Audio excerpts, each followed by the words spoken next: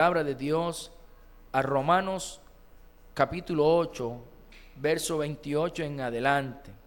Vamos a leer hasta el verso 39. Es un texto largo, pero vamos a leerlo y a disfrutarlo. El apóstol Pablo le escribía a los romanos y les decía: y sabemos que los que aman a Dios, todas las cosas les ayudan a bien. Esto es, a los que conforme a su propósito son llamados. Porque a los que antes conoció, también los predestinó para que fuesen hechos conformes a la imagen de su Hijo, para que Él sea el primogénito entre muchos hermanos. Y a los que predestinó, a estos también llamó. Y a los que llamó, a estos también justificó. Y a los que justificó, a estos también glorificó. ¿Qué pues diremos a esto? Si Dios es por nosotros, ¿quién contra nosotros? El que no escatimó ni a su propio Hijo, sino que lo entregó por todos nosotros, ¿cómo no nos dará también con Él todas las cosas? ¿Quién acusará a los escogidos de Dios? Dios es el que justifica. ¿Quién es el que condenará? Cristo es el que murió, más aún el que también resucitó, el que además está a la diestra de Dios, el que también intercede por nosotros. ¿Quién nos separará del amor de Cristo? ¿Tribulación o angustia? ¿O persecución o hambre? ¿O desnudez o peligro o espada? Como está escrito: por causa de ti somos muertos de todo el tiempo, somos contados como ovejas de matadero. Antes en todas estas cosas somos más que vencedores por medio de aquel que nos amó. Por lo cual estoy seguro que ni la muerte ni la vida, ni ángeles, ni principados, ni potestades, ni lo presente, ni lo porvenir, ni lo alto, ni lo profundo, ni ninguna otra cosa creada nos podrá separar del amor de Dios, que es en Jesús, en Cristo Jesús, Señor nuestro. Amén. Esta palabra en la versión Reina Valera es una belleza, ¿cierto? Una cosa linda. Ahorita la vamos a estudiar y la vamos a comprender más profundamente. Ahora, la palabra de Dios dice allí que somos más que vencedores. Y es una palabra que nos debe llenar de ánimo, de fortaleza, pero también nos debe dar valentía para enfrentar las cosas de la vida, las batallas, las circunstancias, los problemas. Porque usted, cuando va a enfrentar una batalla y usted sabe que de antemano usted es el vencedor, usted va con ánimo, porque usted debe saber que cada batalla que hoy estamos enfrentando, enfrentando diferentes batallas, diferentes circunstancias, diferentes situaciones, usted sabe que usted va a ser el vencedor. ¿Por qué? Porque en Cristo somos más que vencedores. Entonces eso debe llenarlo a usted de ánimo, de alegría, de valentía, de que lo que está enfrentando usted va a vencer. Ahora, ¿será que nosotros comprendemos profundamente lo que declara esta palabra, que somos más que vencedores? Porque hay otro punto que debemos mirar. A veces, a lo largo de la vida cristiana, uno vive unas situaciones bien duras, bien malucas, bien difíciles, bien complicadas, que parecería que ya no puede más, y que la única alternativa que a veces uno piensa en su cabeza es rendirse, es tirar la toalla, o no las ha vivido, es darse por vencido, no seguir luchando, no buscar al Señor. Entonces uno dice: pero y la palabra de Dios nos dice que somos más que vencedores. Y hay esas situaciones en las que nos encontramos en un punto donde uno quiere rendirse, y entonces ahí es donde uno dice: pero si somos más que vencedores, ¿verdad? Entonces vamos a leer a través de la Escritura, vamos a comprender esta mañana cuáles son las razones por las cuales nosotros podemos estar seguros que, a pesar de todo lo que nos toque vivir, las batallas que tenemos que enfrentar, los gigantes que tengamos que ver, que a pesar de todo eso podamos entender esta mañana que somos más que vencedores en Cristo Jesús. Ojo, es en Cristo donde somos más que vencedores. Primera razón, somos más que vencedores a pesar de las circunstancias por causa del amor de Dios y sus planes y propósitos buenos para con nosotros. Escúchalo bien. A pesar de las circunstancias somos más que vencedores. ¿Por qué? Por el amor de Dios y los planes que tiene con nosotros. ¿Sí? Vamos a entenderlo mejor. El verso de Romanos 8:28 con el que iniciamos, todos lo conocemos y nos gusta, ¿cierto? ¿A quién no le gusta esto que dice? Y sabemos que los que aman a Dios, todas las cosas les ayudan a bien. Esto es, a los que conforme a su propósito son llamados. A mí me encanta esa palabra, porque eso me garantiza a mí que lo que hoy estoy viviendo me va a ayudar para bien, que lo que hoy estoy viviendo va a ser algo bueno para mí, aunque de pronto en el momento ahora no lo vea, pero va a ser algo bueno para mí. Entonces, eso me motiva, me alegra, me pone contento. Ahora, ¿qué quiere decir el hecho de que las circunstancias que estemos viviendo, verdad, nos muestran que a pesar de esas circunstancias somos más que vencedores? ¿Qué quiere decir eso? Quiere decir que aún en medio de todas las circunstancias, de todos los problemas, de todas las batallas que yo tenga que enfrentar en esta vida, en ellas yo puedo estar confiado de que Cristo me va a dar la victoria. A eso se refiere. Y se refiere también al hecho de entender lo que vivió uno de los hombres en la Escritura, llamado José. José en su historia, en lo que él vivió, muestra claramente cómo Dios lo llevó a ser más que vencedor, a pesar de que su vida había caído en circunstancias difíciles y muy difíciles, pero Dios lo llevó a ser más que vencedor.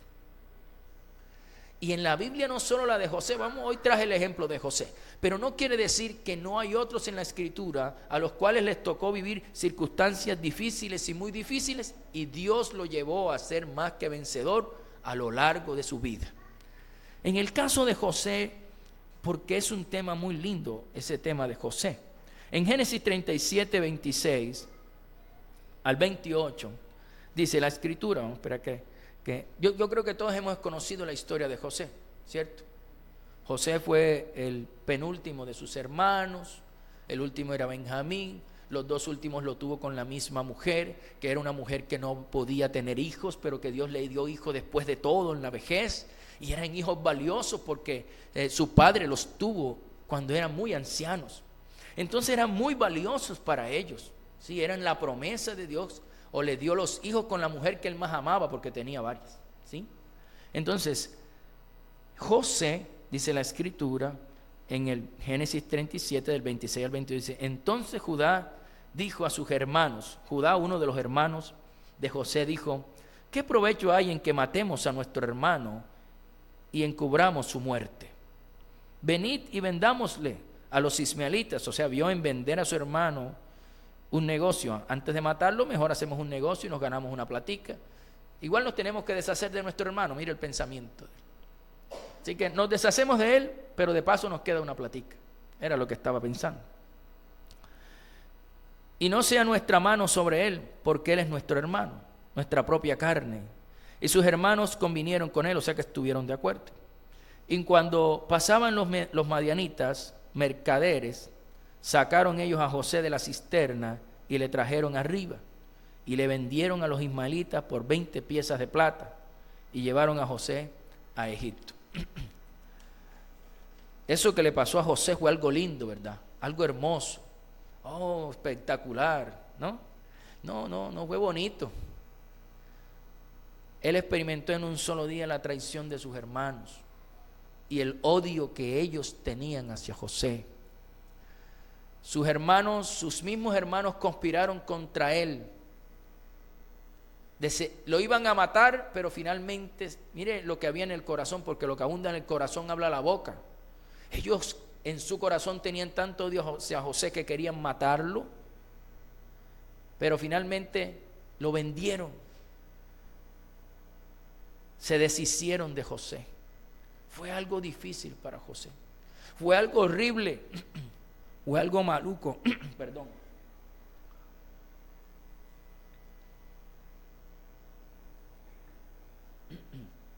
Fue algo, una circunstancia que nadie quisiera vivir.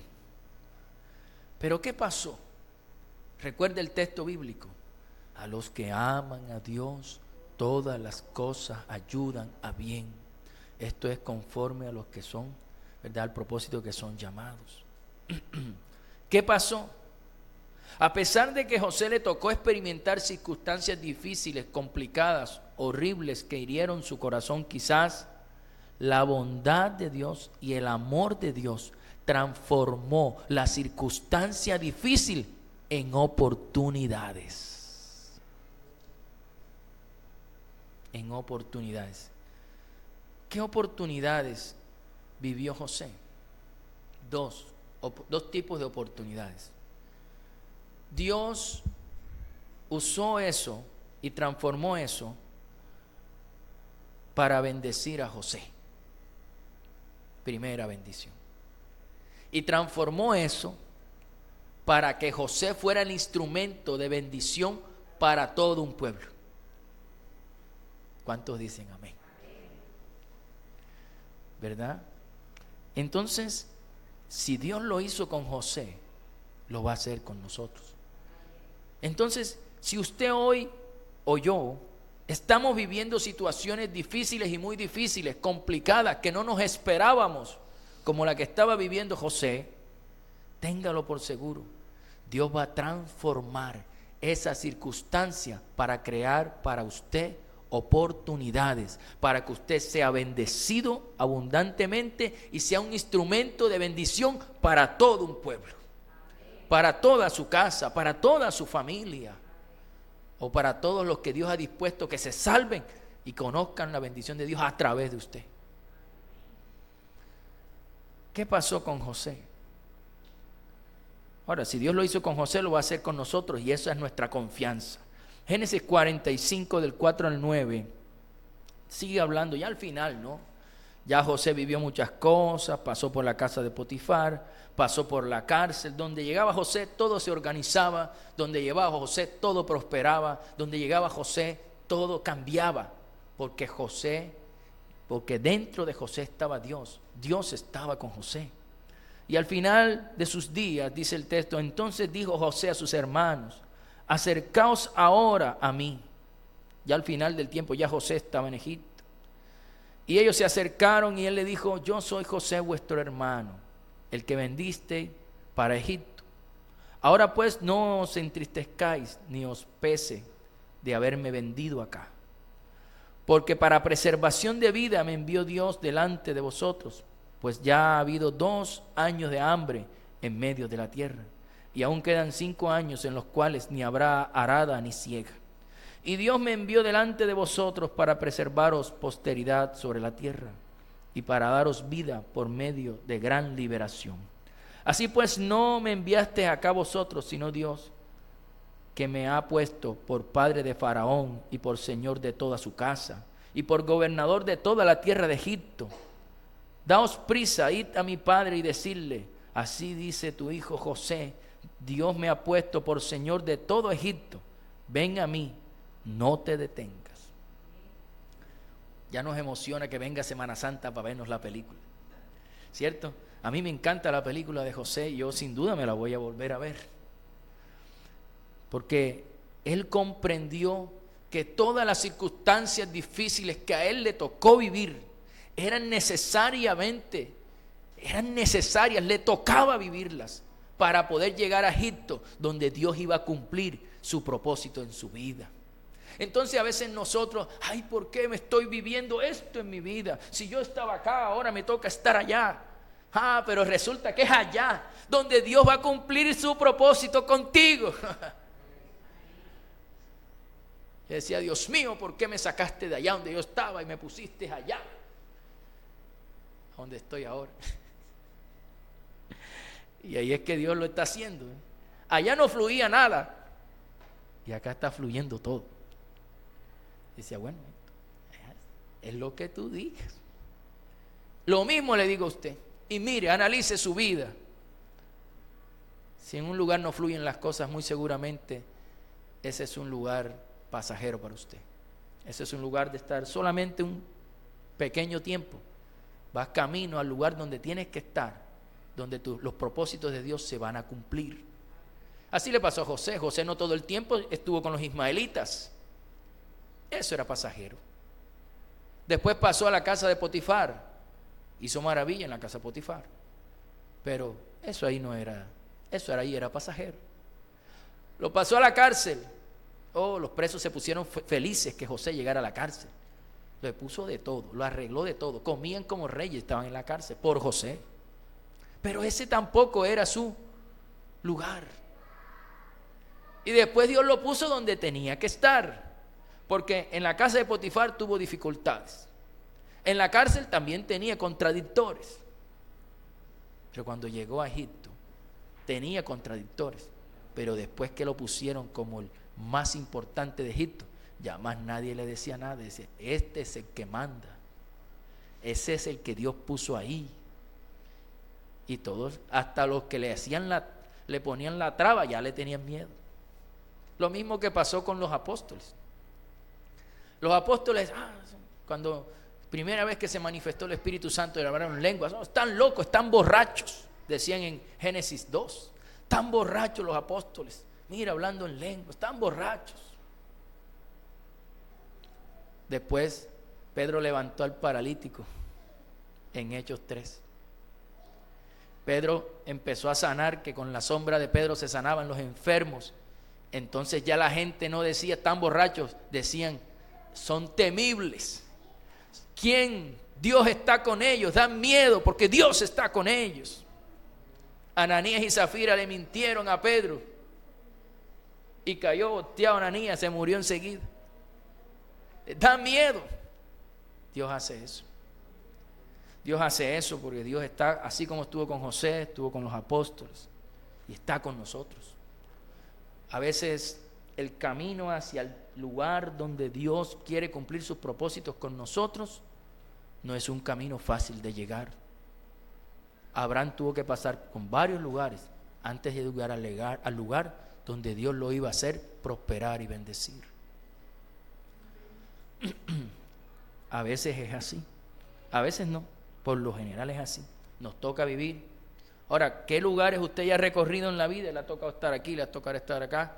Y yo dije, bueno, Señor, ¿dónde es que voy yo a sentar ya? ¿Dónde es que se va a cumplir el propósito? ¿Cierto? Pero Dios todo lo transforma para crear en nosotros lo difícil, lo complicado, convertirlo en oportunidades de bendición para nosotros. Métase eso en la cabeza. Así que téngalo claro, usted y yo somos más que vencedores, porque lo que nos está pasando hoy en día es algo transitorio para Dios llevarnos al lugar donde va a hacer que sus planes de bendición se cumplan en nosotros. Amén. Gloria a Dios. ¿Por qué otra razón somos más que vencedores? Somos más que vencedores porque nuestra victoria está en Dios, quien entregó a su Hijo por amor a nosotros. Por amor a nosotros. Romanos 8:31 nos sigue diciendo el texto que estábamos leyendo, dice, ¿qué pues diremos a esto? Si Dios es por nosotros, ¿quién contra nosotros? El que no escatimó, diga conmigo, el que no escatimó ni a su propio Hijo, sino que lo entregó por todos nosotros, ¿cómo no nos dará también con Él todas las cosas? ¿Cómo podemos estar seguros que Dios nos va a dar la victoria y que vamos a ser más que vencedores en todas las cosas? Eso es sencillo de entender. Porque Él no escatimó ni a su propio Hijo y lo entregó para la salvación de nosotros. Él no escatimó ni a su propio Hijo. La palabra escatimar significa dar o usar un recurso lo menos posible o solo lo imprescindible. Es decir, escatimar es que yo guardo algo para no usarlo. Yo estoy escatimando, ¿sí? Yo estoy guardando para no usarlo, ¿cierto? Cuando uno dice, construyó esa casa y no escatimó ni un pesito, no guardó ni un pesito, se lo metió todito, ¿cierto? A la construcción. Bueno, Dios Padre no escatimó ni a su propio Hijo. Es decir, que no guardó ni a su Hijo con tal de salvarnos a nosotros. Él pudo decirnos: Jesús, quédate aquí, yo mando a otro que lo maten en esa cruz. No. Él no escatimó ni a su Hijo. Dijo: si mi Hijo es la solución, entonces yo entrego a mi Hijo. ¿Sí? Y entregó a su Hijo, que es lo máximo que una persona, porque Dios es una persona, que una persona puede entregar su Hijo. ¿Sí? Porque yo creo que si usted le dice: en la vida suya, la de su hijo, usted dice mejor la suya, ¿cierto? Porque la de su hijo para usted es más valiosa que la misma suya. Pero Dios le tocó, tiene que salvar a la humanidad. Yo amo tanto a la humanidad, ¿qué hago? Y Dios sabía que tenía que entregar, alguien tenía que morir. Y no escatimó ni a Jesús. Y dijo: Jesús dijo: y me preparaste cuerpo. No escatimó a su Hijo, no escatimó lo máximo que podía dar de las muestras de su amor. Por eso, mis queridos hermanos, Dios no se guardó ni a su Hijo con tal de salvarnos, sino que lo entregó.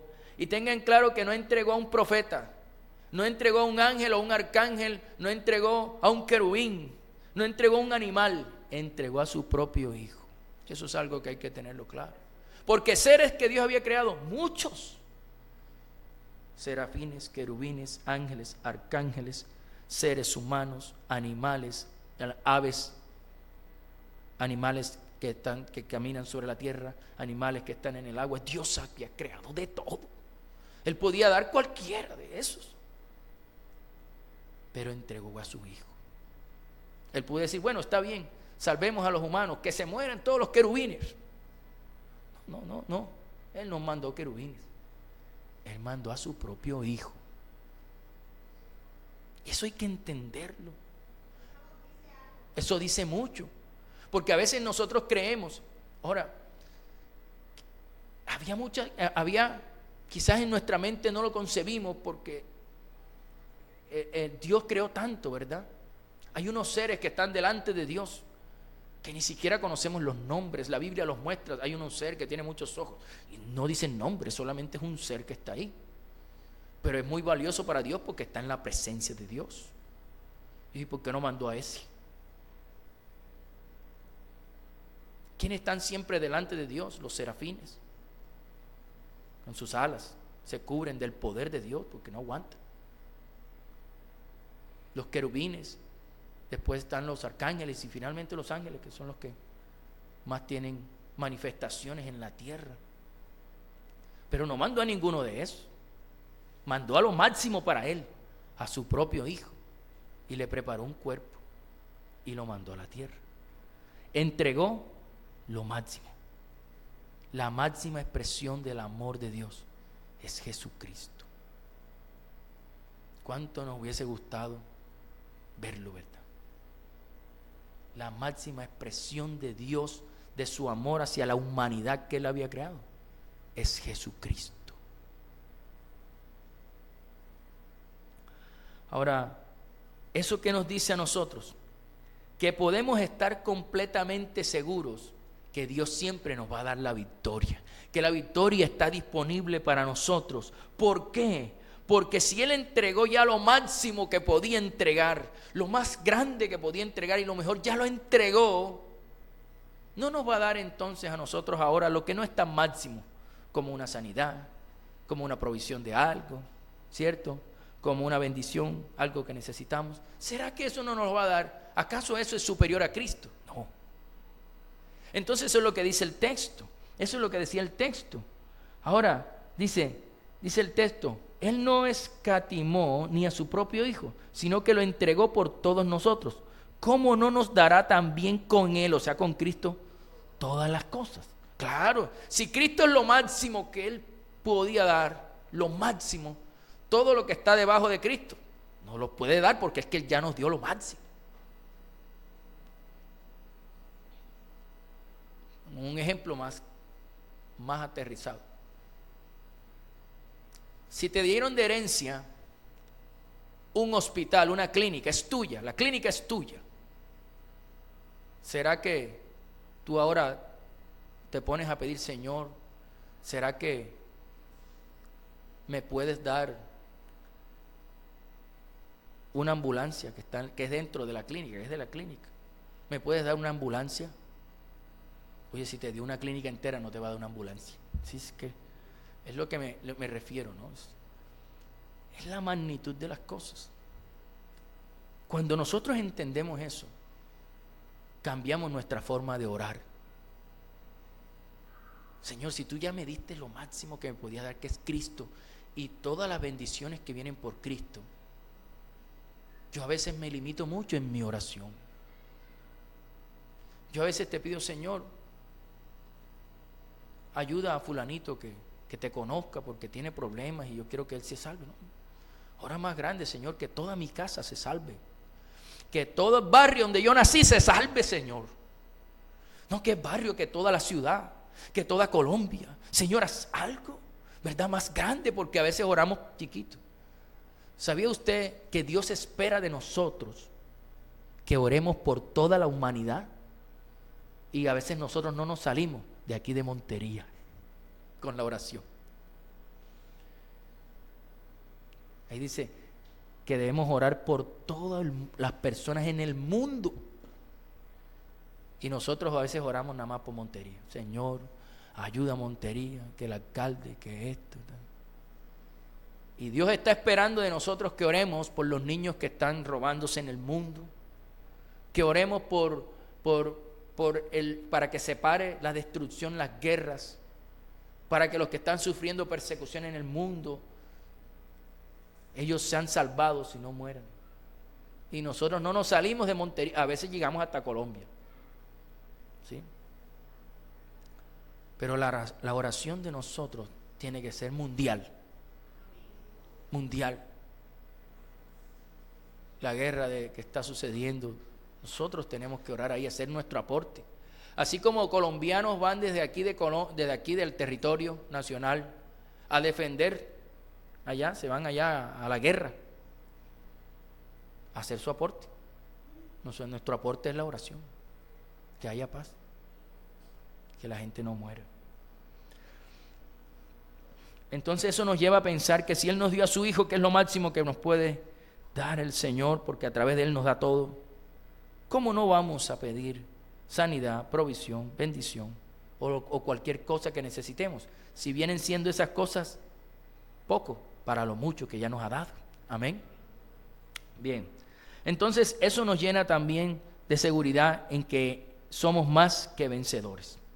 Más que vencedores. Porque ojo, el que no está en Cristo no tiene nada de eso.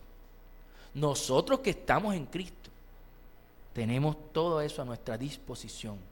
Sanidad, provisión, bendición, pida. Por eso es que el Señor Jesús dijo, pide todo lo que quieras. ¿Sí? En mi nombre te será hecho. Pide, porque aquel que pide recibe. Y el que permanece en mí, dice, pida lo que quiera. ¿Por qué? Porque es que si ya Él se entregó, era el mismo Jesús que dijo, Él ya se entregó, todo lo demás es pequeño. Muy bien, tercera razón por la cual somos más que vencedores. Porque aún en nuestros fracasos y caídas, nuestro Padre Celestial, nuestro Señor Jesucristo y el Espíritu Santo nos defienden. Amén. Ojo, aún en nuestros fracasos, caídas, nuestro Padre Celestial, el Espíritu Santo y nuestro Señor Jesucristo nos defienden, cosa que no sucede con el que no sigue al Señor. Eso es importante. Romanos 8:33 dice, ¿quién acusará a los escogidos de Dios? Dios es el que justifica. ¿Quién es el que condenará? Cristo es el que murió, así que el que está en Cristo no hay condenación. Más aún el que también resucitó, el que además está a la diestra de Dios, el que también intercede por nosotros. Dice claramente ahí que Jesucristo intercede por nosotros. La palabra ser más que vencedor, ¿qué no significa? No significa que yo nunca voy a caer. Téngalo claro. No es que yo soy más que vencedor, yo nunca voy a caer. No, eso es cierto. A eso no se refiere ser más que vencedor. No es que yo soy más que vencedor y yo ahora no voy a cometer errores. No, eso no está diciendo. Más que vencedor no es eso. No es que yo ahora soy vencedor, soy más que vencedor y por eso yo ahora en nada voy a fracasar. No, eso no está diciendo eso. Eso no significa eso. Porque usted y yo ya somos más que vencedores y en algunas cosas hemos fracasado. Hemos cometido errores, hemos cometido pecados, equivocaciones, nos hemos caído. O sea que a eso no se refiere ser más que vencedor. Más que vencedor se refiere a esto. Usted y yo somos más que vencedores, porque a pesar de nuestros errores, de nuestros pecados, nuestro Señor Jesucristo y el Espíritu Santo interceden por nosotros para que Satanás no tenga oportunidad de destruirnos ni de avergonzarnos. En cambio, el que no tiene a Cristo, Satanás lo destruye y Satanás lo avergüenza. Pero el que tiene a Cristo, el Espíritu Santo dice que ruega por nosotros con gemidos indecibles y Jesús intercede por nosotros para que Satanás no nos destruya y no nos avergüence.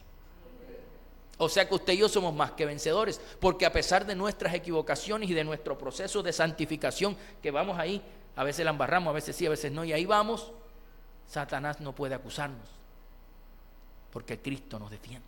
Entonces somos más que vencedores. Cosa distinta que el que no tiene a Cristo, Satanás se presenta allá y dice, mira, este está haciendo mal. Dios, ¿qué va a decir? Está haciendo mal. ¿Sí? Pero Dios nos defiende. Dice en Romanos 14:4, dice, ¿tú quién eres que juzgas al criado ajeno? Para su propio Señor está en pie o cae, pero estará firme, porque poderoso es el Señor para hacerle estar firme. ¿Quién nos hace estar firme? El Señor. El Señor, y Él es el que está, para Él somos firmes. Él es quien nos mantiene firmes. Es el Señor.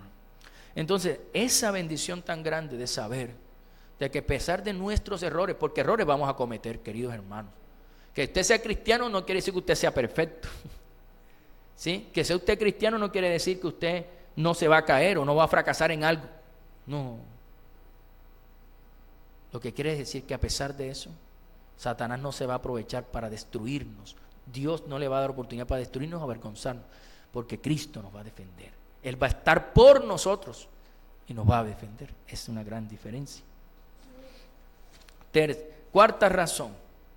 Somos más que vencedores porque la base, el fundamento de nuestra victoria es el amor de Dios. Y nada nos podrá separar de su amor. Vamos a entender esa parte de que nada nos podrá separar del amor de Dios. Romanos 8:35 dice, ¿quién nos separará del amor de Cristo? Y empieza a mostrar un montón de circunstancias bien complejas. Tribulación o angustia, o persecución o hambre, o desnudez o peligro, o espada. Como está escrito, por causa de ti somos muertos todo el tiempo, somos contados como ovejas de matadero. Antes en todas estas cosas somos más que vencedores por medio de aquel que nos amó, por lo cual estoy seguro de que ni la muerte ni la vida, ni ángeles ni principados, ni potestades, ni lo presente ni lo porvenir, ni lo alto ni lo profundo, ni ninguna cosa creada nos podrá separar del amor de Dios, que es en Cristo Jesús, Señor nuestro.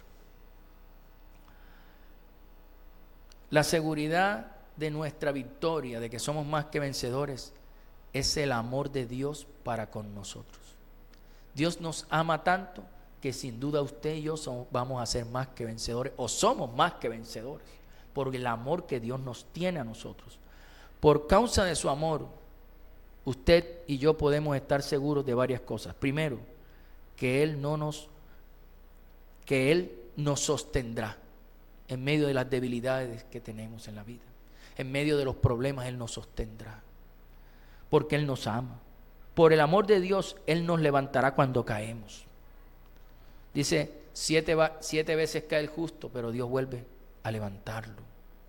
Por el amor de Dios, Él nos defiende de nuestros enemigos. Por el amor de Dios, de los que quieren lo malo hacia nosotros. Y por el amor que Dios siente por nosotros y que ya lo ha demostrado dando a su Hijo, que era lo máximo.